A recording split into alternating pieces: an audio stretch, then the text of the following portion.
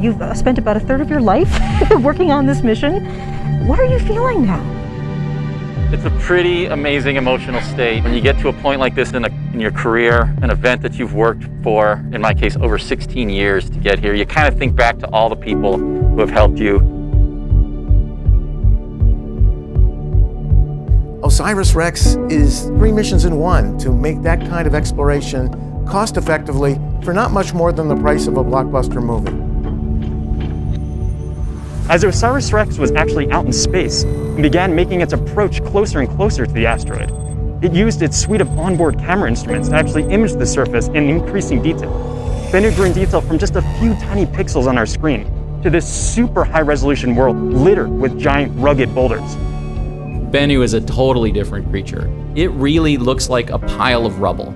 There were obviously a lot of firsts in this mission, and there was a time when you said, a lot of what ifs, basically. What if we could actually send a spacecraft to an asteroid? What if we really could bring back a sample of the solar system from billions of years ago? But it's always really rewarding, like even when you saw the first, approach picture to Bennu, it's like, oh my gosh, that's our target. The tag is just the pinnacle of the mission so far. Getting the sample back to Earth is obviously going to be the great event of the entire mission. 3, 2, 1.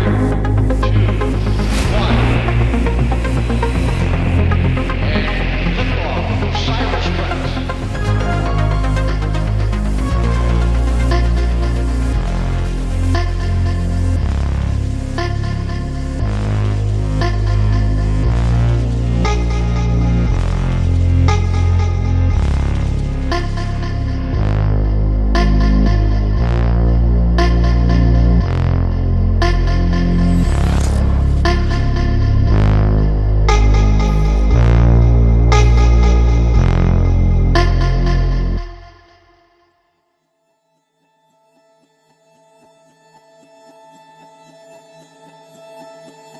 I think one of the age-old human questions, perhaps going back to the beginning of humanity, is, are we alone in the universe? And that maps directly into, why are we here?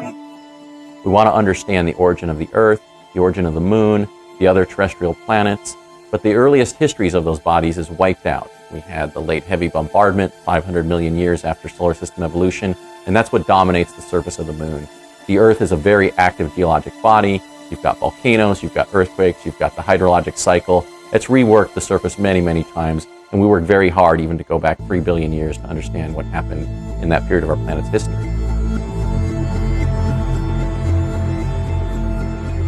The asteroids record the earliest stages of the solar system, from even events that took place before our solar system formed, the stages of protostellar collapse and the formation of the protoplanetary disk, and then the formation of hydrated minerals and organic molecules in the first 10 million years of solar system history. Asteroid Bennu is a time capsule from the earliest stages of solar system evolution. Our main goal is to collect a sample of an asteroid and return it to Earth. But why was Bennu chosen as the target destination asteroid for OSIRIS-REx? Well, the science team took into account 3 criteria when making that selection. We need an asteroid that we can easily travel to, retrieve a sample from, and return to Earth all within a few years' time. And then we needed to think about the fact that we're a solar-powered spacecraft. We couldn't get too far out into the solar system. We couldn't get too close to the sun, so that constrained the size of the orbit. So with all of those constraints, we got down to a few dozen asteroids, and then we looked at spacecraft safety. We needed something that was kind of large and not spinning very rapidly so that we could do our proximity operations and get the spacecraft down to the surface and get that sample. When an asteroid is smaller than those 200 meters in terms of diameter, it actually spins rather quickly. And it can rotate rapidly enough to where even some material could potentially be ejected off the surface. We want this to be a safe, smooth, slow high five of that surface. Our third criteria was composition. Thanks to telescopic observations in the visible and the infrared, as well as in radar, Bennu currently is the best understood asteroid not yet visited by a spacecraft. So we want to go to a carbonaceous asteroid that's recorded over 4.5 billion years of solar system history. And then finally, after all of that, we had about 5 asteroids left. We wanted to go to the one with the highest scientific value. So after all of those constraints were on the table and we looked at the millions of asteroids that are in the solar system, Bennu rose to the top as the optimum target for OSIRIS-REx. What makes Bennu so special? Why is it named Bennu? Who got to name it?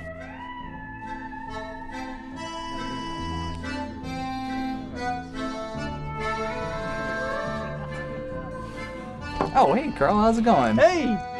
Okay, how you doing? And after we selected it as a target of our mission, we worked to run an international naming contest. We received over 8,000 entries. Many of them were awesome asteroid names. I couldn't believe there weren't asteroids already named some of the submissions that we got. We chose Bennu because it ties into the Osiris. It's an Egyptian heron that's related to our theme on the mission. And the winner was Michael Puzio from North Carolina, and he said that the spacecraft looked like a heron in flight when it went to go down and capture the sample. So we thought that was a really excellent connection between our engineering, our science, and our themes, and that was why it was the winner of the contest.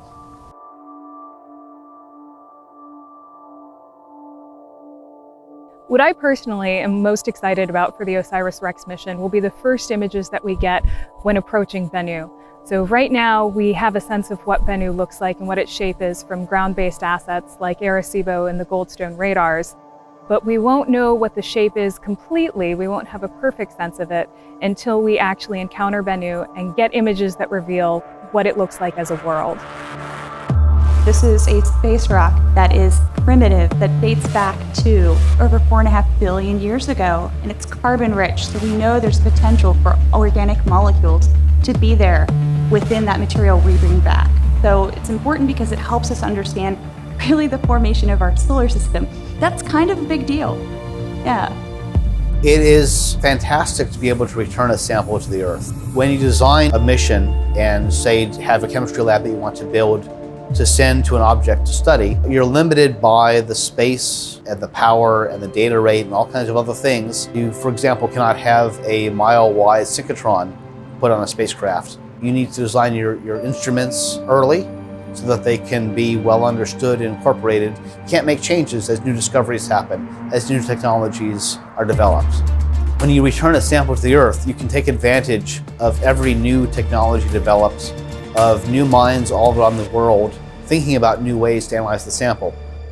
We have learned a lot of information from previous missions to asteroids and comets, and we learned from that primarily to spend the time to characterize the asteroid and then practice and simulate your sampling maneuver many times over.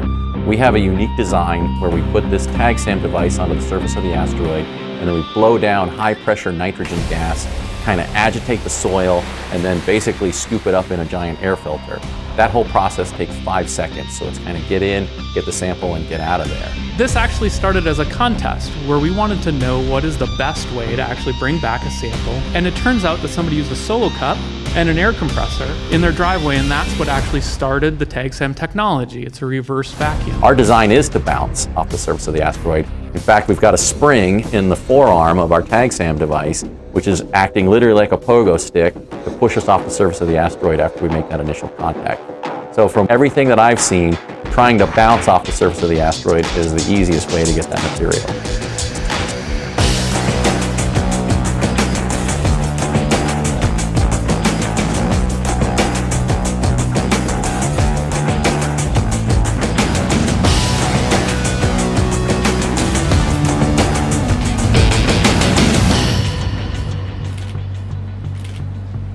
Oh, I was just digging through to see how many of the larger rocks were reflected. The large ones? Mostly the smaller aggregate. The dust particles reflected. So what's behind me here is the asteroid wall. It is 50 feet tall and was used for testing of OSIRIS-REx. It is representative of what we think the surface of Bennu looks like. It is also painted to be 3% reflective, which is what we believe the reflectivity is on Bennu. So being involved in the OSIRIS mission is really awesome.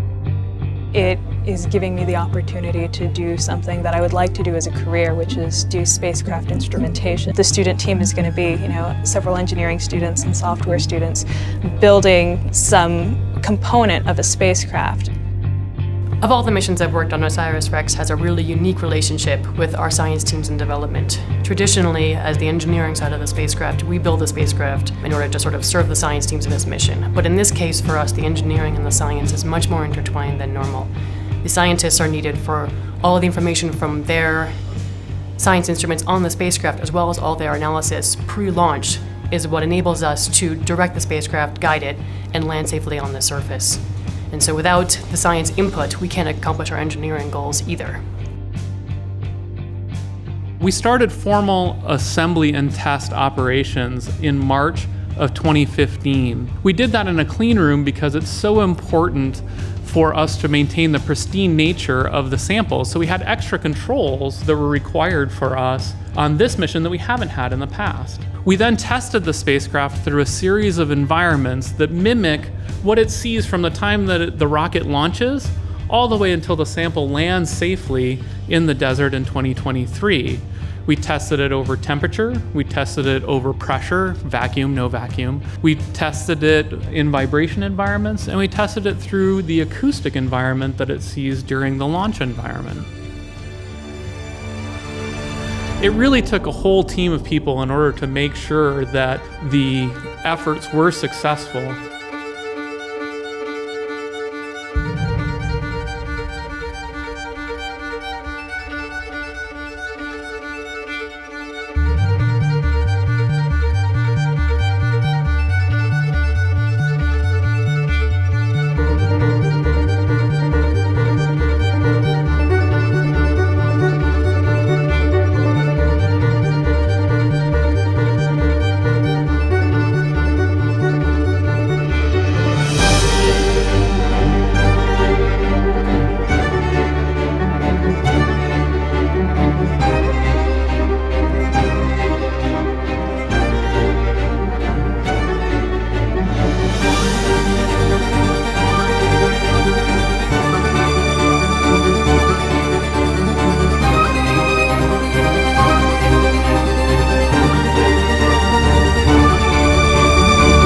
The most exciting thing is the people. We have one of the most fantastic teams around. Everybody from the folks who actually built our spacecraft to doing all of the ATLO, the testing that we've been doing in preparation from launch, the launch vehicle crew, and everybody down here at Kennedy Space Center who's been prepping us for launch, to our communications team. Everyone around us is fantastic. This is one of the best science teams out there. I'm super honored and privileged to be a part. If you want to talk about terms of the actual mission itself, getting that sample back to Earth is the most exciting part, because we will have something that preserves material from over 4.5 billion years ago. Who doesn't want that?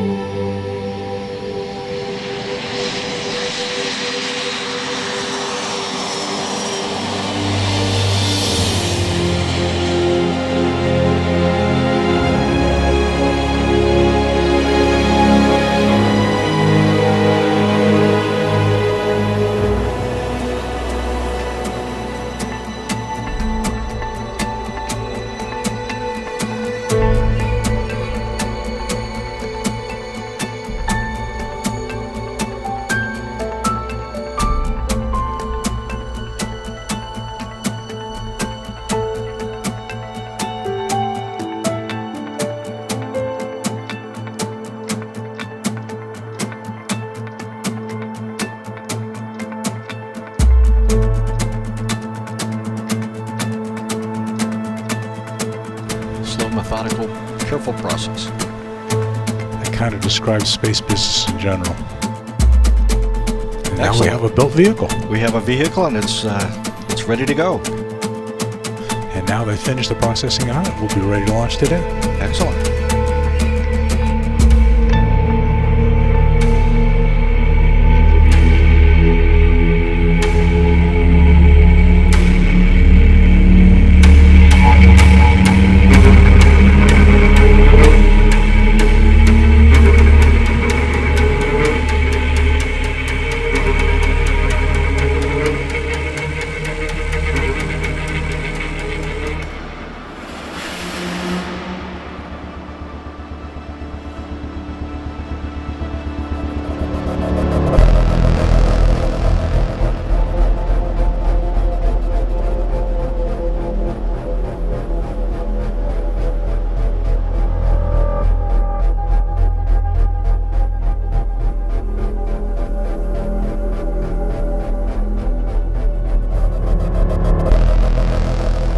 Spacecraft safely delivered out to the vertical integration facility, and then it was hoisted atop the Atlas Centaur rocket. It was.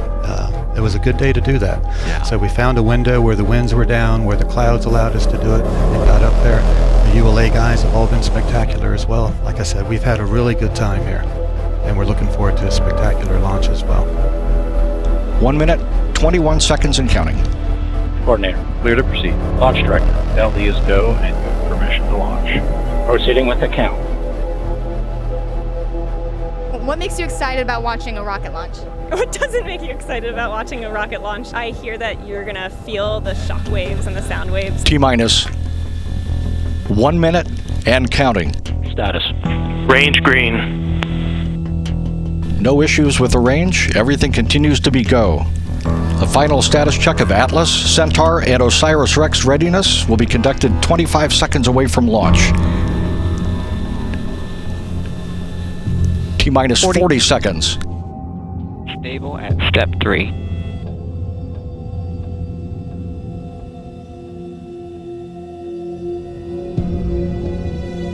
$28. 25. Status check. Go Atlas. Go Centaur. Go OSIRIS-REx. Everyone is go. Standing by for launch.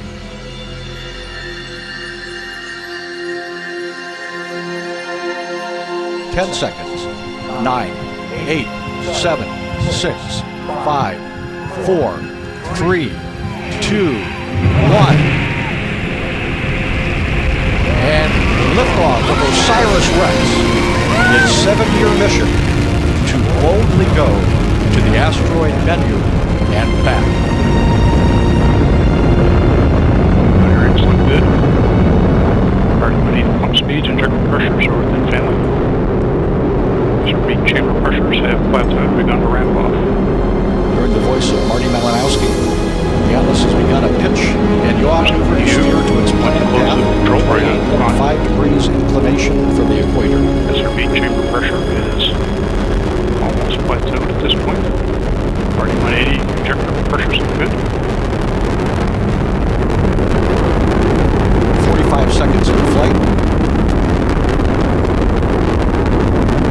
Program is complete. Boosters throttled down. And the Atlas rocket carrying OSIRIS-REx has gone supersonic. Standing by to pass through max Q, maximum aerodynamic pressure. Max Q, vehicle hydrates continue to look good. This is the point when the mechanical stress on the rocket reaches its peak because of the rocket's velocity and resistance created by the Earth's atmosphere.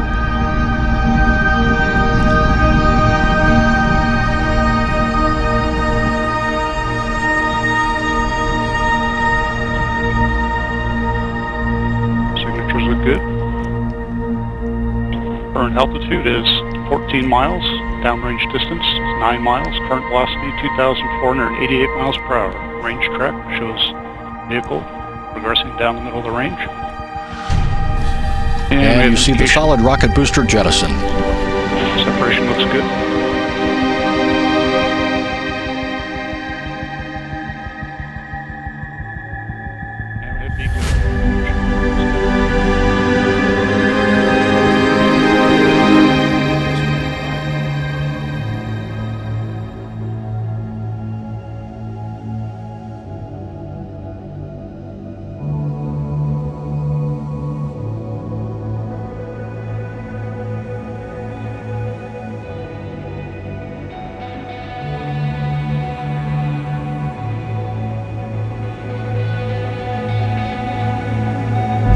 We've worked hard to get to this point. The best times are ahead of us. We are going to get to asteroid Bennu. We're going to map it. We're going to pick that site. We're going to get that sample, and we're going to bring it back to Earth in 2023. And so I can't tell you how thrilled I was this evening. It was a wild, emotional ride, thinking of everybody that's with us, that's not with us, and all of the anomalies that we troubleshot, none of those came up. We hit all of our milestones within seconds of the predicts. Really kicked that field goal right down the center of the goalpost. So NASA has done it again, absolutely.